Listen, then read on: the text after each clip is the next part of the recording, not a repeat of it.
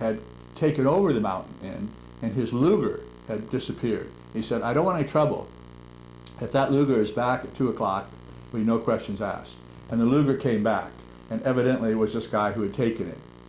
So anyway, this guy recognized Booby, and he said, so they canceled the firing squad, and they said, I can't control these Italian partisans, they just want to kill themselves as German.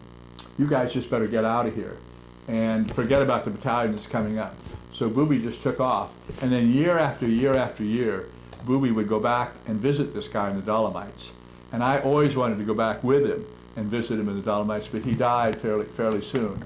And my son Greg, who was right here, in 1994, we drove to Garmisch, and we saw Booby the year before he died. And Booby told the same story to Greg that he told me many times. And Greg was quite taken by his swastika, thank you. He had a portrait of Hitler in his living room, which is with a sort of a personal thank you to Sergeant Wolfgang Glaser for his dedicated service to the Third Reich. He wasn't the only German that had that in his living room either. Yeah. And but we skied with Booby, and we had when we were with you, Brent, we turned over all of you in Munich for the day to Regelbühne. Yes. And you went out to Dachau, and you went to the swimming at where the Olympics had been. The Olympics, that's right. And that was when Scott raised his hand. He said, "Are there any questions?" And Scott said, "Do I have to pay to go to Dachau when all my relatives got to go for free?" You were sitting in the bus when Scott said that. Yeah. And Regelbühne took the responsibility for all of you. And Betsy and I took the train to Garmisch, Right. and met Booby and had lunch, and he went out and picked wild mushrooms and made a mushroom omelet. And that was the last time Betsy ever saw Booby. That was 1977, that day in Munich, and we missed Rick and Cindy at the Glockenspiel, who were going to meet us there, because it said in our program we would be at the Glockenspiel in Munich at 11 o'clock, and we weren't there. But to tie that story in, we had spent the day with Booby, and Betsy was crying as we left because she knew it was the last time she'd ever see Booby.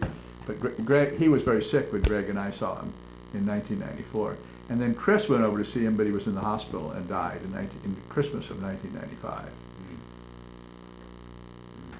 And Garmisch was the site of the 1936 Winter. It's flashing. Does that mean it's off? I've got about a minute and 10. Okay. Garmisch was the site of the 1936 Winter Olympics and was a wonderful place. Yeah, it's the most Sonia beautiful town, Hennies. most beautiful town in all of Germany. Oh, it's Yeah, beautiful. it's just spectacular. Yeah. And so to sit on the beach also. Ludwig's castle is? What? It's right near there. Right near there, but Very we near used to there. go, see, that was another part of the story. We took loads of people over there because we had a car, but the shortest way by far, by half, was to cut through Austria. And the Austrian border guards, because I was in my uniform, they would stop me every night and say, where are your leave papers? Where are your leave papers? Where is your pass? I said, no, I just have to work today. Here's my ID card. I'm just, going in and I'll be coming back. So they finally let me go. And we would go over. And one day we were going up there, and we wanted to get there by 5 To o'clock. Neuschwanstein. To Neuschwanstein. We wanted to get It's there our by 5 favorite o'clock. castle. And we parked down, and I said, let's hike straight up instead of taking the road. So Betsy and I start through the woods, and we're going up, and all of a sudden we meet this forest guy who has boots up to here, that German helmet on, and a stick, cropping stick. And it just terrified us. We were like kind of crawling through the woods, and here this. He marched past us. He marched past us, We thought, my God, we were in a World War II movie. It's like the time that I went with another American guy skiing down to Garmisch, and we stopped in Austria, and in the middle of the night, and the Austrian border guard got in the stairwell of the bus, and he said, you're all skiers, so I don't need to check your papers. And then he said, ski heil!